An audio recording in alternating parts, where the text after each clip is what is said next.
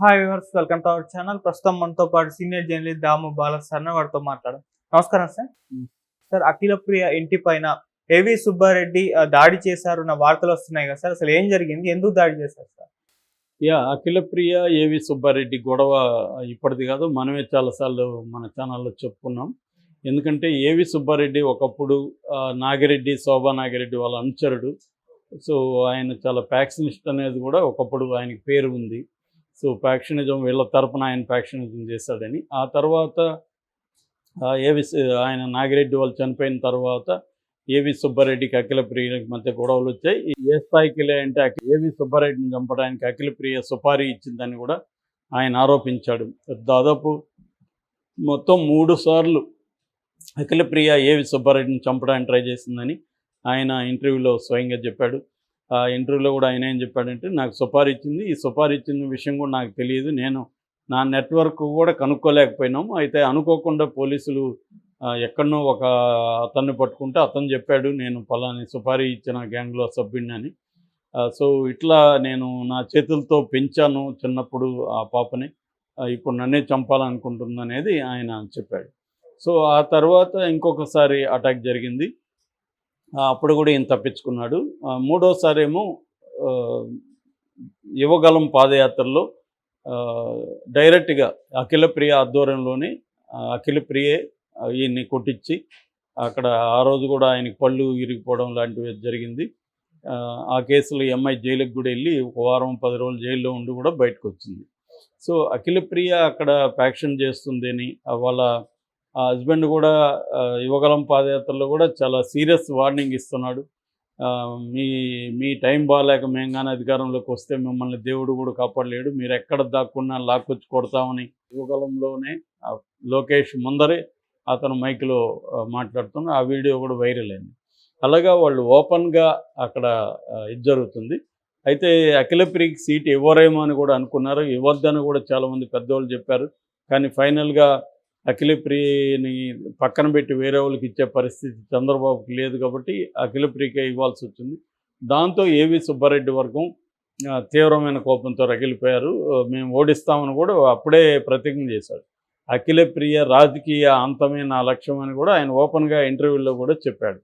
ఆమెను ఫిజికల్గా నేను అంతం చేయను, నేను ఆమె టైప్ కాదు, కానీ రాజకీయంగా మాత్రం ఆమెను అంతం చేస్తాను. కానీ అఖిలప్రియ ఈయన్ని ఫిజికల్గా అంతం చేయాలని కూడా చూస్తుందని ఆయనే చెప్పాడు. వాళ్ళ అమ్మాయి కూడా బొండా ఉమా కోడలు ఆమె కూడా చెప్పింది.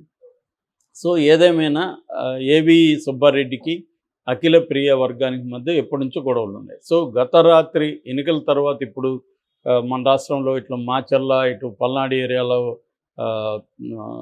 మన నర్సరావుపేట కావచ్చు, తర్వాత తెనాలి ఏరియా కావచ్చు, అటు తిరుపతి కావచ్చు, ఇటు తాడిపత్రి కావచ్చు, ఇట్లా అనేక ఏరియాల్లో వైలెన్స్ విపరీతంగా పెరుగుతుంది. నిన్న తాడిపత్రికి సంబంధించి అక్కడ సిట్టింగ్ ఎమ్మెల్యే పెద్దారెడ్డిని కూడా అరెస్ట్ చేశారు. సో జేసీ దివాకర్ రెడ్డి మీద కేసులు పెట్టారు. సో అలాగా అన్ని చోట్ల వైలెన్స్ పెరుగుతూ ఉంది. ఈ క్రమంలో ఇప్పుడు రాత్రి ఆళ్ళగడ్డలో ఈమె అఖిలప్రియ ఇంటి ముందు బాడీగార్డు ఉన్నాడు, నిఖిల్ అని బాడీగార్డు ఉన్నాడు. అతని మీదకి ఒక కారు స్పీడ్గా వచ్చి గుద్దినాక అతను పడిపోయినాక కారులోంచి దిగి అతన్ని చితకబాదారు అని చెప్తున్నారు. సో చనిపోయాడని వదిలేసి వెళ్ళిపోతే అతను బతికాడు. సో క్లియర్గా ఇది ఏవి సుబ్బారెడ్డి వర్గమే చేసింది. ఎందుకంటే ఈ నిఖిల్ అనేవాడు గతంలో ఆ రోజు యువగలం పాదయాత్ర జరిగినప్పుడు నిఖిలే కొట్టాడు ఇతన్ని అనేది చెప్తున్నారు.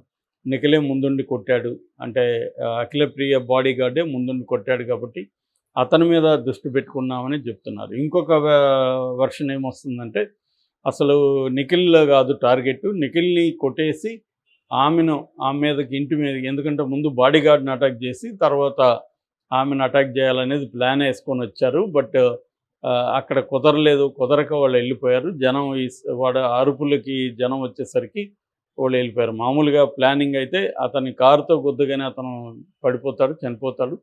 అప్పుడు వెళ్ళి అఖిలప్రియ మీద ఇంట్లోపలికి వెళ్ళి దాడి చేద్దాం అనేదే ప్లాను అనేది పోలీసులు చెప్తున్నారు. మరి ఇది ఇంకా పోలీసులు వాళ్ళని పట్టుకోవాల్సి ఉంది. పట్టుకొని వివరాలు తెలుసుకుంటే మనకు కరెక్ట్‌గా తెలుస్తుంది. ఏదేమైనా ఏవి సుబ్బారెడ్డి తన మీద 3 సార్లు దాడి చేస్తే వదలరు. మామూలుగానే ఫ్యాక్షనిజంలో రివెంజ్ అనేది చాలా తీవ్ర స్థాయిలో ఉంటది. వాళ్ళు అందుకనే ఒక్కొక్కసారి చిన్న బిడ్డలను కూడా వదలకుండా చంపేస్తారు. వీడు పెద్దోడైనాక రివెంజ్ చేసుకుంటారని. మనం 'గాడ్ ఫాదర్‌లో' కూడా ఈ సీన్ ఉంటుంది. 'గాడ్ ఫాదర్‌లో' కార్లియోన్ చిన్నప్పుడు చంపేద్దాం అనుకుంటాడు ఆడు. ఎందుకంటే వీడు మళ్ళీ నా మీదకి వస్తాడనేసి. కానీ అతను ఎస్కేప్ అయి పారిపోతాడు. సో నిజంగానే మళ్ళీ అతన్ని పోయి చంపుతారు. సో ఇది ప్రపంచవ్యాప్తంగా ఈ ఫ్యాక్షన్ టైపు అంటే ఫ్యూడల్ వైలెన్స్ అంటారు దీన్ని. ఈ ఫ్యూడల్ వైలెన్స్ ఉన్న చోట ఏంటంటే ప్రతీకారం అనేది బలంగా ఉంటుంది. వరల్డ్ వైడ్ ఎక్కడైనా లాటిన్ అమెరికన్ కంట్రీస్లో చూసాం మనం, ఇటలీ లాంటి దేశాల్లో చూసాం, ఇంకా చైనా, జపనీస్, ఇక్కడంతా కూడా మాఫియా గ్యాంగ్స్ ఉన్నాయి. మాఫియా గ్యాంగ్స్ కూడా సిమిలర్గా పనిచేస్తుంటాయి. అంటే తమ మీద ఎవరైనా వాళ్ళని చంపితే అవతల వాళ్ళని చంపడం అనేది కూడా జరుగుతుంది అన్నమాట. సో మామూలుగా అయితే రాయలసీమలో ఒక కోడ్ ఆఫ్ కాండక్ట్ ఏంటంటే విమెన్ని చంపొద్దని. కానీ అది అప్పుడప్పుడు బ్రేక్ అవుతూనే ఉంటుంది. విమెన్ని కూడా చంపిన సందర్భాలు ఉన్నాయి. అట్లాగే ఉమెన్ కూడా మగవాళ్ళని చంపిన సందర్భాలు కూడా ఉన్నాయి రాయలసీమలో. సో ఆ యాంగిల్లో తీసుకున్నప్పుడు ఏవి సుబ్బారెడ్డి కూడా ఆమెను టార్గెట్ చేయొచ్చు. ఎందుకంటే ఆమె వల్ల తనకి 3 సార్లు అటాక్స్ జరిగాయి ఒకటి. రెండవది ఆమె ఉన్న రోజులు తనకి పొలిటికల్గా అక్కడ ఎదుగుదల ఉండకపోవచ్చు అనేది 2. అట్లాగే మూడోది ఏంటంటే ఈ ఫ్యాక్షనిజం అంతా కూడా పైకి వైలెన్స్ లాగా కనబడినా ఫైనల్గా ఆర్థిక ప్రయోజనాలే ప్రధానంగా ఉంటాయి అక్కడ. ఎందుకంటే వనరుల మీద పట్టు అనేది ప్రధానంగా ఉంటుంది మనకి. రాయలసీమలో ఏంటంటే సిండికేట్లు ఏర్పడి నేను ఏలంలో అంటే ఒక ప్రాజెక్టు దీంట్లో బిడ్డింగ్లో నేను పాల్గొనకపోతే నాకు డబ్బులు ఇవ్వాలన్నమాట. సో అటువంటి వాళ్ళతో ఒక కాలనీ కూడా ఉందని చెప్పి సాయినాథ్ ఎప్పుడు బుక్ కూడా రాశాడు. బుక్లో ఒక చాప్టర్ రాశాడు. అనంతపురంలో ఒక కాలనీనే ఇటువంటి కాలనీ ఉందని కాంట్రాక్టర్స్. సో ఆ స్థాయిలో ఆర్థిక ప్రయోజనాలు ప్రధానంగా ఉంటాయి. అందుకని ఫ్యాక్షనిజంలో ఒక మెథడ్ ఏంటంటే ప్రత్యర్థిని దెబ్బతీయడానికి ముందుగా వాళ్ళ ఆర్థిక పునాదిని దెబ్బతీయడం అనేది ఒక కామన్ అజెండా. సో అందుకని అక్కడ వేలాది చెట్లు నరికేస్తుంటారు. అక్కడ చీనీ తోటలు అనంతపురం జిల్లాలో ఎక్కువ ఉంటాయి. అందుకని ప్రత్యర్థులకు చెందిన 1000, 2000, 5000 ఇలా వాళ్ళ తోటల్ని నరికేస్తారు. ఒకప్పుడు నక్సలైట్లు కూడా పరిటాల రవి లాంటి వాళ్ళతో గొడవలు వచ్చినప్పుడు కూడా పరిటాల రవి 5000 చెట్లు నరికేసిన సందర్భాలు కూడా ఉన్నాయి. నక్సలైట్లు కూడా ఫ్యాక్షనిస్టులాగానే ఆ జిల్లాలో బిహేవ్ చేస్తారని బాలగోపాల్ లాంటి వాళ్ళు కూడా దాని మీద రాశారన్నమాట. అంటే ఫ్యాక్షనిజం అంత స్ట్రాంగ్గా ఉంటుంది. దానికి కొన్ని